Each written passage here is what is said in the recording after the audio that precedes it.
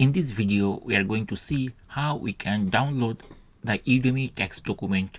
Let's see how we can do this thing.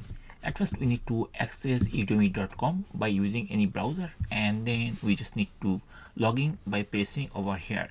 So I'm going to click here, and then here it is asking the email address or phone number of my Udemy account. Now I'm going to log in using my email or phone number. Once we logged in our account, then we'll see like this. Then we have to click the profile icon, and or if we move our cursor over there, it will bring this menu. From here we have to go this option which is called payout and tax settings. We just need to click here, and very shortly it will open like this. Once we are in this page, we will see like this, payout and tax settings, and here we have to scroll till we find the tax document section. So here inside this tax documents, then we see the year. For each year there will be online from Udemy. Now I'm going to download the latest tax document.